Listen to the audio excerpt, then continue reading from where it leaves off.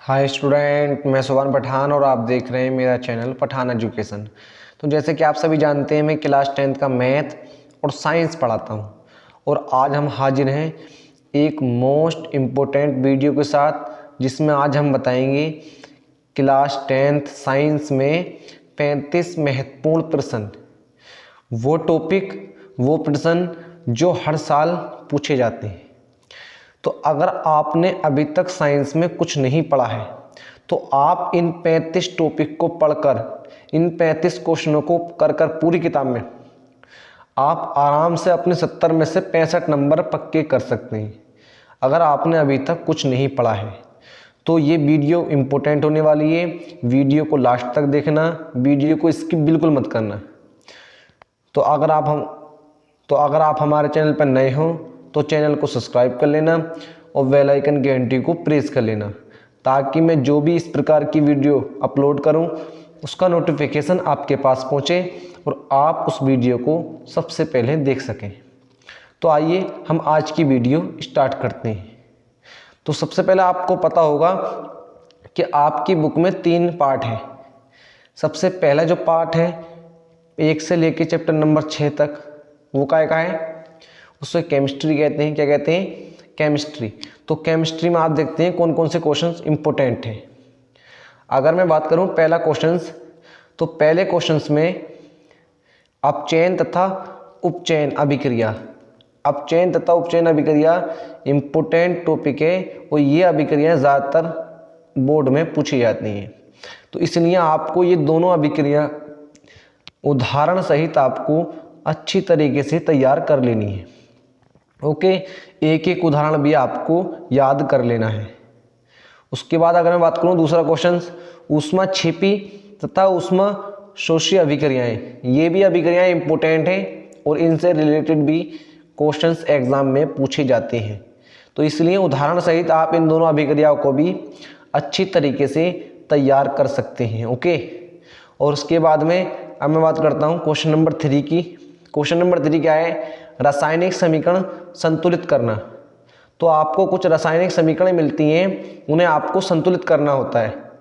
तो आपको ज़्यादा से ज़्यादा प्रैक्टिस करनी है। चैप्टर नंबर 1 के लास्ट में कुछ समीकरण दे रखी हैं, आपको उन्हें संतुलित करना है। क्वेश्चन ये भी पूछा जा सकता है कि रासायनिक समीकरण संतुलित करना क्यों आवश्यक है, तो आपको इसे ध्यान से पढ़ लेना है। तो आइए मैं अब देखता हूँ question number 4। Question number 4 chapter number 2 से है, जो काफ़ी इंपॉर्टेंट है। ये उदासीनीकरण अभिक्रिया उदाहरण सहित लिखी है। ओके, तो ये ध्यान रखना, केमिस्ट्री में उदाहरण आपसे ज़्यादा पूछता है, तो हर अभिक्रिया का आपको उदाहरण याद रखना है। तो उदासीनीकरण अभिक्रिया एक इंपॉर्टेंट अभिक्रिया। ओके, अम्ल और क्षार आपस में अभिक्रिया करते हैं तो लवण तथा जल प्राप्त होता है, उसे ही उदासीनीकरण अभिक्रिया कहते हैं। ओके, ज़्यादा हार्ड नहीं है, बस आपको ध्यान से पढ़ना। ओके, तो इम्पोर्टेंट अभिक्रिया, इसे भी ध्यान से पढ़ना है। आइए मैं अगली बात करता हूँ। तो क्वेश्चन नंबर 5 हमारा क्या है? बेकिंग सोडा बनाने की विधि तथा 2 उपयोग। इसे कैसे बनाया जा सकता है, इसकी विधि बतानी है आपको, और 2 यूज़ बताने, कहाँ कहाँ आप इसे उपयोग कर सकते हैं। ओके, और अब मैं बात करता हूँ क्वेश्चन नंबर 6 की। तो प्लास्टर ऑफ पेरिस बनाने की विधि तथा उपयोग, इसे कैसे बनाते हैं, इसका रासायनिक सूत्र क्या है और इसका उपयोग, इसके 2 उपयोग भी आपको याद करने हैं। आइए मैं अगले टॉपिक की बात करता हूँ। वो अगला टॉपिक क्या है? धावन सोडा बनाने की विधि। तो धावन सोडा का आपको सूत्र भी याद होना चाहिए और आपको इसका उपयोग भी याद होना चाहिए, और इसके बनाने की विधि तो आपको आनी ही चाहिए। ठीक है, तो ये इम्पोर्टेंट है। इसके साथ में आपको व्यंजक चूर्ण भी याद रखना है। ठीक है, वो रह गया है व्यंजक चूर्ण, उसे भी आपको तैयार कर लेना है अच्छी तरीके से। सूत्र क्या होता है? CaOCl2। ओके, इससे भी आपको अच्छी तरीके से तैयार कर लेना है। उसके बाद में 8वें टॉपिक की अगर मैं बात करता हूँ, 8वें टॉपिक की अगर मैं बात करूँ तो धातु एवं अधातु के भौतिक एवं रासायनिक गुणधर्म। भौतिक गुणधर्म और रासायनिक गुणधर्म आपको बताने हैं। भौतिक गुणधर्म क्या होते हैं, जो हम देखकर बता सकते हैं, और रासायनिक गुणधर्म जो रिएक्शन के बाद पता चल पाता है। ओके, तो ये आपको गुणधर्म इनके पता होने चाहिए, इनके बारे में आपको अच्छी तरीके से पढ़ना है। उसके बाद में क्वेश्चन नंबर 9 है सजातीय श्रेणी की विशेषताएं। ये भी इम्पोर्टेंट ओके। सजातीय श्रेणी की विशेषताएं भी आपसे अच्छी तरीके से आनी चाहिए, इम्पोर्टेंट टॉपिक है ये, और ये आपसे बनना चाहिए, ये काफ़ी बार पूछा जा चुका है। और IUPAC नामकरण, ये भी आपको, अब मैं वीडियो अपलोड करने वाला हूँ, हम जो है 2 वीडियो बनाएंगे ओके। मैं 2 वीडियो अपलोड करने वाला हूँ एक आध दिन में, उसके बाद में आपको उनमें IUPAC नाम सिखाऊंगा। आप वो 2 वीडियो देख लिया, अगर आपने वो दोनों वीडियो देख लिए तो आपके IUPAC नाम क्लियर तरीके से क्लियर हो जाएंगे। तो इसलिए आप हमारे चैनल को सब्सक्राइब कर लें और बेल आइकन घंटी को प्रेस कर लें। आइए अगला टॉपिक क्या है, अल्कोहल बनाने की विधि। अल्कोहल मानी एथेनॉल, क्या एथेनॉल बनाने की विधि। अल्कोहल का फॉर्मूला क्या होता है, C2H5OH। ये कैसे बनता है, इसका क्या उपयोग है, ये भी आपको पता होना चाहिए। इसे 11वां टॉपिक है। 12वां टॉपिक इंपॉर्टेंट टॉपिक क्या है, ये अभिक्रिया काफ़ी बार पूछी जा चुकी है, विस्थापन अभिक्रिया। तो प्रतिस्थापन नहीं है ये विस्थापन अभिक्रिया है। विस्थापन अभिक्रिया, तो ये क्या है आपको इंपॉर्टेंट अभिक्रिया, विस्थापन अभिक्रिया भी।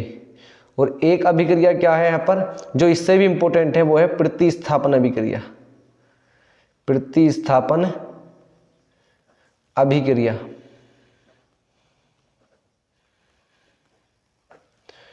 तो ये अभिक्रिया भी इंपॉर्टेंट, काफी इंपॉर्टेंट है। इस अभिक्रिया से ज्यादा इंपॉर्टेंट है प्रतिस्थापन अभिक्रिया ओके। तो आपको इसे भी तैयार कर लेना है। उसके बाद अगर मैं बात करूं एस्टीकरण अभिक्रिया, ये भी बहुत इंपॉर्टेंट अभिक्रिया है, क्योंकि इसमें अल्कोहल और एसिटिक अम्ल दोनों अभिक्रिया करके एस्टर का निर्माण करते हैं। इंपॉर्टेंट अभिक्रिया, उदाहरण सहित आपको याद करना है ओके। तो ये, और 14वां टॉपिक क्या है, ये भी इंपॉर्टेंट अभिक्रिया है, भर्जन तथा निस्तापन, वेरी इंपॉर्टेंट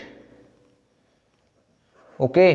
तो ये एस्टीकरण और भर्जन और निस्तापन, ये वेरी इंपॉर्टेंट अभिक्रियाएं हैं, ये आपको याद कर लेनी है ओके। मैं एक वीडियो अपलोड करने वाला हूं जिसमें ये तीनों अभिक्रियाएं, जो भी मोस्ट अभिक्रियाएं हैं उस वीडियो में मैं अपलोड कर दूंगा ओके।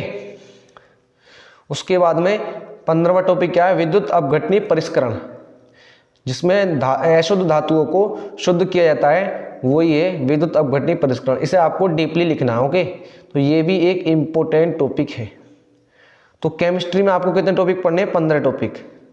इन 15 टॉपिक को आप ध्यान से पढ़ लीजिए, जितने मैंने टॉपिक बताए हैं, और आप इन टॉपिक करने के बाद में अच्छी तरीके से केमिस्ट्री में आप अच्छे नंबर प्राप्त कर सकते हैं। तो आइए अब मैं करता हूँ फिजिक्स की। फिजिक्स कहाँ से, चैप्टर नंबर 10 से आपकी फिजिक्स स्टार्ट होती है, जो कि आपसे 23 या 25 नंबर में पूछी जाती है। ठीक है, तो 23 या 25 नंबर कहाँ से पूछे जाते हैं, फिजिक्स से। ठीक है, 1 से लेके 6 तक आपकी केमिस्ट्री है, जिससे आपके 20 नंबर का पूछा जाता है। और 10 से लेके 15 तक क्या है भाई, फिजिक्स, जो कि आपकी 25 नंबर में पूछी जाती है। तो 20 और 25 45 नंबर आपके यहाँ कंप्लीट होते हैं। ठीक है, तो आइए मैं बताता हूँ ये क्या है। पहला टॉपिक में प्रकाश के अपवर्तन के दोनों नियम। ठीक है, दोनों नियम आपको कंप्लीटली पक्के करने हैं। इसका एक नियम तो सही है, दूसरा नियम क्या था, स्नेल का नियम, जिसे स्नेल का नियम कहते हैं। स्नेल के नियम भी पूछा जाता है, इसलिए वो इंपॉर्टेंट बनता है। ठीक है, दूसरा टॉपिक क्या है, लेंस की क्षमता।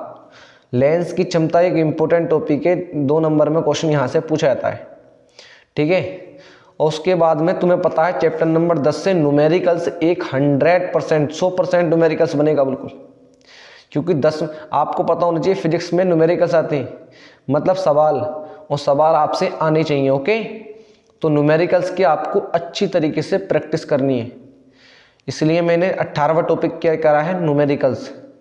उसके बाद में 19वां टॉपिक क्या है, मानव नेत्र का सचित्र वर्णन। आपको मानव नेत्र का चित्र सहित वर्णन करना है कि कौन सा अंग, हर अंग का नाम लिखना है और उसका क्या क्या काम है। ओके, ये आपसे आना चाहिए। उसके बाद में एक इम्पोर्टेंट टॉपिक क्या है, तारे क्यों टिमटिमाते हैं, काफ़ी ज़्यादा पूछा गया क्वेश्चन ये। उसके बाद लेकिन ग्रह क्यों नहीं टिमटिमाते, ये दोनों क्वेश्चन आपको करने हैं अच्छी तरीके से। उसके बाद में मैं अगर बात करूं 21वां क्या है, ओम के नियम का सत्यापन। V बराबर आई आर जो होता है, V अनुक्रमण प्रति आई और V बराबर क्या होता है आई आर। ये आपसे कैसे सिद्ध हुआ, इसकी डेफिनेशन सब कुछ आनी चाहिए। इम्पोर्टेंट टॉपिक, ओके, काफ़ी इम्पोर्टेंट टॉपिक है ये कई बार पूछा जा चुका है। उसके बाद में 22वां टॉपिक क्या है, प्रतिरोध किन कारकों पर निर्भर करता है। ठीक है, तो प्रतिरोध किन कारकों पर निर्भर करता है, ये भी इंपॉर्टेंट टॉपिक है और आपसे आना चाहिए, बहुत ही इंपॉर्टेंट टॉपिक। ठीक है, कि लंबाई के अनुक्रमण अनुपाती होता है, क्षेत्रफल के व्युत्क्रम, ये सब कुछ आपको लिखना है। ठीक है, इसमें लिखना है। उसके बाद में क्वेश्चन नंबर 23 में क्या, न्यूमेरिकल्स, मतलब आपको चैप्टर नंबर 10 से न्यूमेरिकल्स और चैप्टर नंबर 13 से न्यूमेरिकल्स।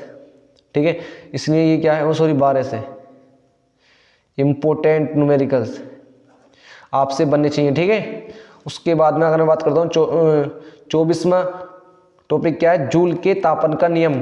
जूल के तापन का नियम आपसे आना चाहिए। क्या जूल के तापन का नियम क्या कहा था उन्होंने, H बराबर I² RT। ठीक है, तो ये इंपॉर्टेंट है, ये भी आपसे आना चाहिए, इस पे तो सवाल भी पूछा जाता है। ठीक है ना। उसके बाद में विद्युत फ्यूज का क्या कार्य है, जो फीस की अपनी लैंग्वेज में फीस कहते हैं, इसका क्या कार्य है आपको ये बताना है। ठीक है, और उसके बाद में क्वेश्चन 26वां क्या है, परिनालिका द्वारा चुंबकीय क्षेत्र। तो परिनालिका द्वारा चुंबकीय क्षेत्र कैसा होता है ये आपको लिखना है। ठीक है, 2 नंबर का क्वेश्चन यहां से बनता है, इंपॉर्टेंट। ठीक है ना, ये इंपॉर्टेंट टॉपिक है। उसके बाद में करूं विद्युत मोटर, ये बड़ा टॉपिक और इंपॉर्टेंट टॉपिक है। ठीक है, मैं इसे डबल इंपॉर्टेंट करना चाहूँगा क्योंकि ये 7 नंबर आपकी पक्के कराता है। अगर आपसे विद्युत मोटर का नंबर 1, विद्युत मोटर किसे कहते हैं ये पता होना चाहिए। नंबर 2, विद्युत मोटर का सिद्धांत। नंबर 3, इसकी संरचना और चित्र। नंबर 4, इसकी कार्यविधि, किस प्रकार से ये कार्य करता है। और नंबर 5, इसके उपयोग। ओके, तो ये आपसे आने चाहिए। इस प्रकार से आप लिखेंगे तो पूरे आपके 7 नंबर मिलेंगे। और दूसरा टॉपिक क्या है, बिल्कुल सेम टॉपिक क्या है, विद्युत जनित्र, जनरेटर जिसे कहते हैं। तो विद्युत मोटर और विद्युत जनित्र इंपॉर्टेंट टॉपिक है और ये 7-7, 8-8 नंबर में क्वेश्चन पूछे जाते हैं। बड़े टॉपिक हैं, बिल्कुल सेम कंडीशन इसके लिए है। विद्युत जनित्र किसे कहते हैं, सिद्धांत इसका, इसकी संरचना और चित्र भी, और यह कार्यविधि और क्या इसका उपयोग, ये आपको लिखने हैं। अब मैं बात करता हूँ 29वां। तो 29वां क्या है, फ्लेमिंग के दाएं एवं बाएं हाथ के नियम, ये भी लिखने के लिए आता है। ठीक है, कि फ्लेमिंग का दाएं हाथ क्या दर्शाता है, बाएं हाथ का नियम क्या दर्शाता है। ओके, तो आपको ये अच्छी तरीके से करना है और ये इंपॉर्टेंट, ये भी इंपॉर्टेंट टॉपिक है। विद्युत चुंबकीय प्रेरण, विद्युत चुंबकीय प्रेरण किसे कहते हैं, इंपॉर्टेंट टॉपिक। और फिर उसके बाद में क्या है भाई, 31वां टॉपिक क्या है, चुंबकीय क्षेत्र रेखाओं की विशेषताएं। Important topic, very important topic है ये भी। ठीक है, ये क्या है, इंपॉर्टेंट टॉपिक। उसके बाद में 32वां क्या है, ऊर्जा के प्रमुख स्रोत। ऊर्जा के प्रमुख स्रोत, ये भी इंपॉर्टेंट है। ठीक है, ये आपसे आना चाहिए। ठीक है, तो इतने क्वेश्चंस आपको करने हैं। इतने क्वेश्चन अगर आपने कर लिए तो आपके 70 में से 40 नंबर तो ये पक्के हो गए। आज की वीडियो हम यहीं समाप्त करते हैं। अगर आप भी इम्पोर्टेंट वीडियो और हाई स्कूल में अच्छे नंबर लाना चाहते हैं तो हमारे चैनल को सब्सक्राइब कर लीजिए और बेल आइकन की घंटी को प्रेस कर लीजिए, ताकि आप बेल आइकन की घंटी को प्रेस कर लेंगे तो जो भी वीडियो में मोस्ट वीडियो अपलोड करूँगा सबसे पहले आपके पास उसका नोटिफिकेशन पहुँचेगा। तो आज की वीडियो यहीं समाप्त करते हैं। जय हिंद, जय भारत।